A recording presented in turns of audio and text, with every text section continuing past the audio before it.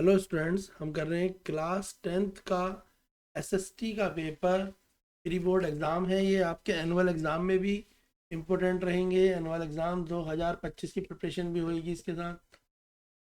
ठीक है, तो प्री बोर्ड एग्ज़ाम 2024-25 कर रहे हैं हम। Class 10th SST morning shift का ये पेपर है, सोशल साइंस का, जिसका पेपर कोड है 087। चलिए स्टार्ट करते हैं इसके क्वेश्चंस। पहले हम एमसीक्यू करेंगे, हिंदी और इंग्लिश दोनों मीडियम में करेंगे। इंग्लिश मीडियम में करेंगे और हिंदी मीडियम में भी साथ के साथ करेंगे।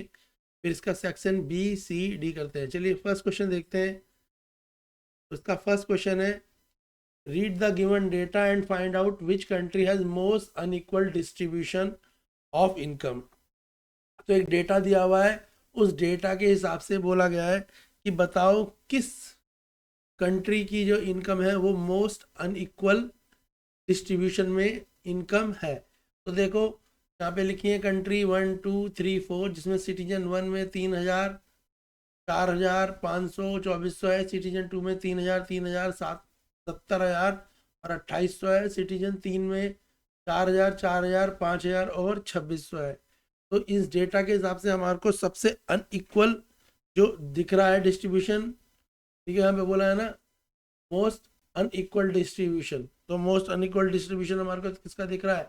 हमें कंट्री 3। देखो कंट्री 3 में क्या है?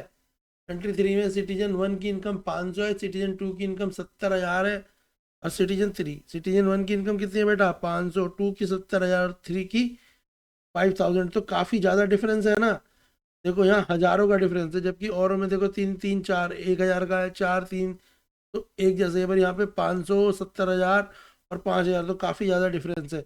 तो कंट्री 3 या देश 3, इसका आंसर होगा ऑप्शन सी आंसर है। इंग्लिश और हिंदी मीडियम वाले दोनों लगा लें। तो ऐसे आप अनइक्वल डेटा देखेंगे। देखो यहाँ से आपको सिटीजन 1 2 3 दिखाई देगा और यहाँ से कंट्री 1 2 3 4। तो ऐसा क्वेश्चन पेपर में आता है। तो आपको क्या देखना है बेटा? डेटा देख के क्वेश्चन का आंसर देना है। बिल्कुल आसान क्वेश्चन था। नेक्स्ट क्वेश्चन देखो। नेक्स्ट क्वेश्चन है आपका, when was Mahatma Gandhi national rural employment guarantee act enacted. Mahatma Gandhi ji ने जो एक्ट दिया था, कौन सा एक्ट था? National rural employment guarantee act. तो नेशनल रूरल गारंटी एक्ट जो गांधी जी ने पारित किया था, कब किया था? हिंदी में है राष्ट्रीय ग्रामीण रोजगार गारंटी अधिनियम। हिंदी में क्या है? राष्ट्रीय ग्रामीण रोजगार गारंटी अधिनियम। इंग्लिश में क्या है? Mahatma Gandhi national rural employment guarantee act. तो ये 2005 में दिया था। कब दिया था? 2005 में दिया था। कब दिया था? 2005 में। ऑप्शन सी इसका आंसर रहेगा। क्वेश्चन 2 का आंसर है ऑप्शन सी। 2005 में ये एक्ट दिया गया था। ठीक है, जिस एक्ट का नाम था Mahatma Gandhi national rural employment guarantee act. Next question देखते हैं, क्वेश्चन थर्ड। ठीक है, क्वेश्चन थर्ड देख लो। क्वेश्चन सेकंड का आंसर मैंने बता दिया, फर्स्ट का आंसर भी बता दिया। ठीक है ना। सेकंड का आंसर क्या था? 2005 था, इंग्लिश मीडियम वालों के लिए भी और हिंदी मीडियम वालों के लिए भी। ठीक है। थर्ड क्वेश्चन है, थर्ड क्वेश्चन क्या है? थर्ड क्वेश्चन है आपका, a sector where goods are produced by exploiting natural resources known as.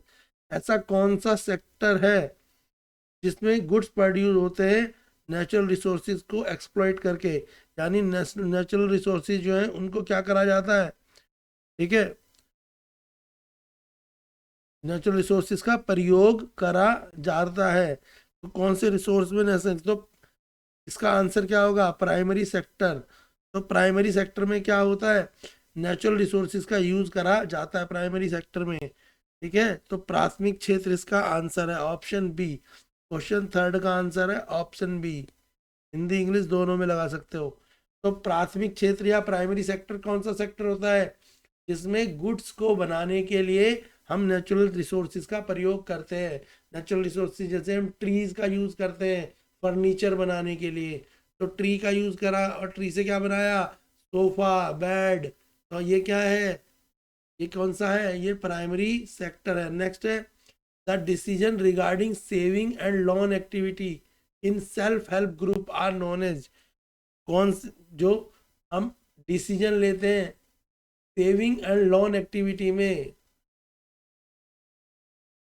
ठीक है। लोन एक्टिविटी में इन सेल्फ हेल्प ग्रुप, यानी सेल्फ हेल्प ग्रुप की मदद के लिए जो हम डिसीजन लेते हैं किसमें, सेविंग में और लोन एक्टिविटी में, वो किसके द्वारा लिया जाता है, तो वो लिया जाता है member of self help group group के द्वारा। किसके द्वारा लिया जाता है, member of self help group के द्वारा लिया जाता है। ऑप्शन बी, स्वयं सहायक समूह के सदस्यों द्वारा लिया जाता है।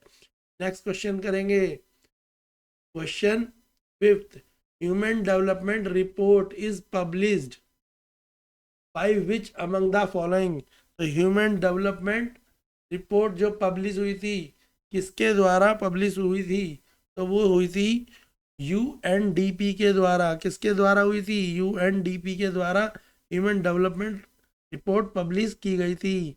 ऑप्शन ए इसका आंसर है। क्वेश्चन सिक्स, क्वेश्चन सिक्स में लिखा है assertion reason the process of liberalisation was adopted in India in the year of 1991। जो लिबरलाइजेशन प्रोसेस था उसे अडॉप्ट करा गया था 1991। After 1991 Indian government increase trade barrier, और 1991 के बाद इंडियन गवर्नमेंट ने इंक्रीज करा ट्रेड बैरियर। तो इसका ऑप्शन है ऑप्शन सी। क्वेश्चन सिक्स का आंसर है ऑप्शन सी, असर्शन रीजन वाला क्वेश्चन है ये। नेक्स्ट क्वेश्चन देखेंगे, question seven, which among the following is the example of leguminous crop. Leguminous crop का, लिग्यूमिनियस क्रॉप कौन सी क्रॉप होती हैं, लिग्यूमिनियस क्रॉप वो क्रॉप होती हैं जिनके अंदर स्प्राउट बनते हैं। तो बोला लिग्यूमिनस क्रॉप का एग्जाम्पल बताओ क्या है। तो लिग्यूमिनस क्रॉप का एग्जाम्पल क्या है आप बताएं। उसका एग्जाम्पल है आपका, क्या है भाई उसका एग्जाम्पल, उसका एग्जाम्पल है पल्सेस, दाल। दालों से क्या निकलते हैं, दाल से पल्सेस से क्या बनता है, पल्सेस से ही स्प्राउट बनता है। तो लिग्यूमिनस का एग्जाम्पल है पल्सेस। क्वेश्चन नंबर सेवन का आंसर है D. Question eight, assertion reason है। इसमें असर्शन क्या है, the Indian wildlife protection act implemented in 1972। जो Indian wildlife protection act था वो कब इम्प्लीमेंट हुआ, 1972 में। ये ट्रू है। Reason, the conservation of wildlife had become essential due to rapid decline in the wildlife population and forest। जो wild life को हमें बचाना है वो इसलिए बचाना है क्योंकि जो जंगली जानवर है लगातार क्या होते जा रहे हैं, कम होते जा रहे हैं। तो इसका रीजन भी क्या है, ट्रू, असर्शन भी ट्रू है, रीजन भी ट्रू है और एक्सप्लेनेशन भी ट्रू है। तो क्वेश्चन एट का आंसर हो जाएगा ऑप्शन ए। और नाइन हिंदी मीडियम में भी दिया है, नाइन नाइन में बोला निम्नलिखित जानकारियों के आधार पर खनिज की पहचान कीजिए। तो खनिज क्या होते हैं, भारत में ऊर्जा का दूसरा प्रमुख स्रोत को खनिज बोलते हैं। ऑप्शन ए इसका आंसर है। क्वेश्चन नाइन्थ का आंसर हो जाएगा ऑप्शन ए। चलिए हिंदी मीडियम में, इंग्लिश मीडियम में मैंने बता दिया, हिंदी मीडियम में भी मैच करें। आगे देखो इंग्लिश मीडियम में, इंग्लिश मीडियम में बोला हुआ है identify the mineral on the basis of following information. तो उन इन्फॉर्मेशन के हिसाब से आपने बता देना है, ठीक है। तो ऑप्शन ए इसका आंसर क्या है, ऑप्शन ए इसका आंसर होगा पेट्रोलियम, ठीक है। Identify the mineral on the basis of the following information. तो मेजर रिसोर्स ऑफ एनर्जी और इंडिया क्या है, petroleum. 63% of Indian total production. अब मुंबई हाईवे कहाँ से होती है, petroleum. Assam is the oldest producer state of India और non renewable resource of energy. तो ये क्या है, ये पेट्रोलियम है, क्या है, पेट्रोलियम। तो नाइन्थ का आंसर क्या हो जाएगा, A, petroleum. Question number 10 assertion reason वाला है, हिंदी मीडियम के लिए सी है ऑप्शन। और क्वेश्चन 10 के बाद जो क्वेश्चन ये है 12, 12 का आंसर ए हो जाएगा हिंदी मीडियम के हिसाब से। जेम्स अगस्टा हिक्सी ने किस पत्रिका का संपादन किया था, तो बंगाल गजट का संपादन किया था, हिंदी मीडियम। क्वेश्चन नंबर 13, किसने कहा था जब फ्रांस ठीकता है तो पूरा यूरोप सर्दी जुकाम हो जाता है। तो ये किसने कहा था, ये कहा था मैटरनिक ने। ऑप्शन ए, ये हिंदी मीडियम के लिए भी मैंने बताए हैं। चलिए इंग्लिश मीडियम के लिए देख लेते हैं फटाफट से। क्वेश्चन 10 का आंसर मैंने आपको बता दिया। क्वेश्चन 10 का आंसर है ऑप्शन सी, असर्शन रीजन है क्वेश्चन 10, आंसर है ऑप्शन सी। क्वेश्चन 11, क्वेश्चन 11 में क्या पूछा आपसे, 11 12 देख लेते हैं फटाफट से। क्वेश्चन 11 में पूछा है, who among the following lead the tribal farmer in गुदाम हिल्स ऑफ अंडमान आंध्र प्रदेश।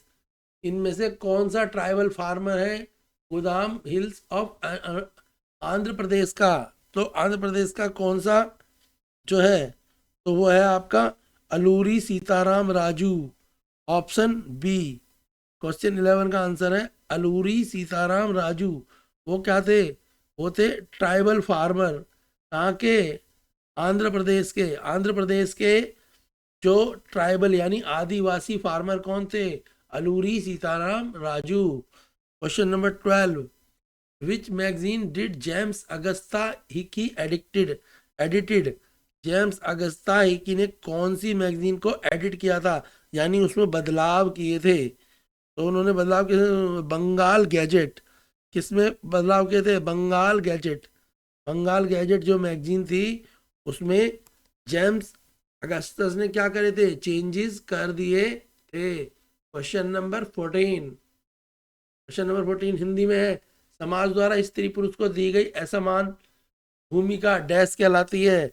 तो स्त्री और पुरुष को दी गई असमान भूमिका को क्या बोलेंगे? लैंगिक विभाजन। क्या बोलेंगे? लैंगिक विभाजन, यानी पुरुष और महिला में होने वाला अंतर। और 15वां है, लोकतंत्र के मूल्यांकन के संदर्भ में निम्न में से कौन सा लोकतांत्रिक व्यवस्था का अनुरूप नहीं है?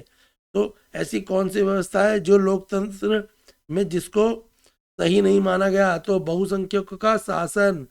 लोकतंत्र में बहुसंख्यकों के शासन को सही नहीं माना गया, अनुरूप नहीं माना गया। ये हिंदी मीडियम है। चलिए इंग्लिश मीडियम देखते हैं। English medium question number 13, question number 13, who said that when France sneeze the whole Europe catch cold? ये किसने कहा था? जब फ्रांस छींकता है तो पूरे यूरोप को जुखाम हो जाता है, पूरा यूरोप को कोल्ड हो जाता है। तो ये कहा था मेटरनिच ने। किसने कहा था? मेटरनिच। ऑप्शन ए इसका आंसर है। Next question, the unequal role given to man and women by the society is called? जो आदमी और औरत में डिफरेंस करता है सोसाइटी में, उसको क्या बोलते हैं? जेंडर डिवीजन बोलते हैं। क्या बोलते हैं? Gender division, option D. Question number 15, in the contest of outcome of democracy, which of the following is not the accordance with the democratic system? Is contest outcome of the democracy, which of the following is not the accordance with the democratic system? और इनमें से कौन सी चीज ऐसी है जिसे democratic system के विरुद्ध है? तो रूल ऑफ मेजोरिटी। मेजोरिटी का अगर मेजोरिटी में जो लोग हैं और वो क्या कर रहे हैं? देश को चला रहे हैं, तो ये डेमोक्रेसी सिस्टम के लिए सही नहीं माना जाता। Option B. हिंदी मीडियम में भी देख लो। हिंदी मीडियम में क्वेश्चन नंबर 16 है, निम्न में से कौन सा कथन संघवाद की भावना के प्रतिकूल है? यानी जो संघवाद की भावना के प्रतिकूल है, इनमें से कौन सा कथन है?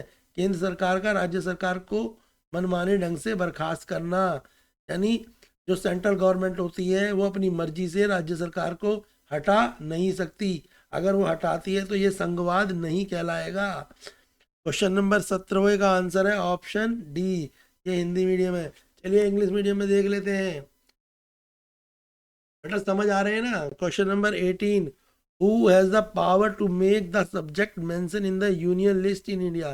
किसके पास पावर है जो कानून बनाए on the subject mention on the union list in India? तो ये इसकी पावर किसके पास होती है? तो central government has a power.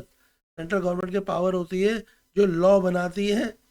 और ठीक है, तो पावर किसके पास होती है? सेंट्रल गवर्नमेंट के पास पावर होती है क्या बनाने की? Make a law on a subject mention in the union list in India. Next question 19, which of the following is a national political party?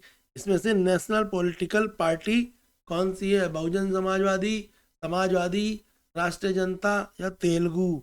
तो बहुजन समाजवादी, बहन मायावती की जो पार्टी है वो क्या है? वो नेशनल पार्टी है। नेशनल पार्टी वो होती है जिसका 4 या 4 से ज़्यादा राज्यों में 1/3 से ज़्यादा वोट हो और एक राज्य में उनकी सरकार भी हो। Question number 20, which among the following is not the true about the Belgium. Belgium के बारे में यहाँ पे कौन सी चीज़ गलत है? तो Brussels will have separate government in which both the community will have equal representative. Option B ये गलत है। हिंदी मीडियम में देख लो, हिंदी मीडियम में 18 का आंसर क्या है? Central government. तो संघ सूची के विषय में कानून बनाने का अधिकार किसको होता है? संघ सूची में कानून बनाने का अधिकार केंद्र सरकार को होता है। और कौन सा राष्ट्रीय राजनीतिक दल है? तो वो बहुजन समाज पार्टी राष्ट्रीय राजनीतिक दल है। बाकी समाजवादी पार्टी, तेलुगु देशम और राष्ट्रीय जनता दल ये क्षेत्रीय पार्टियां हैं, यानी ये स्टेट की पार्टी है। जबकि बहुजन समाज पार्टी वो क्या है बेटा? वो पार्टी कौन सी है? बहुजन समाजवादी पार्टी। तो बहुजन समाजवादी पार्टी राष्ट्रीय पार्टी है। हम कर रहे हैं SST class 10 pre board exam 2025 की प्रिपरेशन है। ये एनुअल एग्जाम के 2025 की प्रिपरेशन है। सेक्शन बी सी डी के लिए नेक्स्ट वीडियो है, उस वीडियो पे आप सेक्शन बी सी डी देख सकते हैं। Class 10th math science English SST सभी सब्जेक्टों की आपको कंप्लीट प्रिपरेशन और बोर्ड एग्जाम की preparation, previous year question paper सभी आपको हमारे चैनल पे मिल जाएंगे। वीडियोस को लाइक करें, शेयर करें, अपने फ्रेंड्स को भी चैनल को शेयर करें ताकि आप उनकी भी हेल्प कर सकें।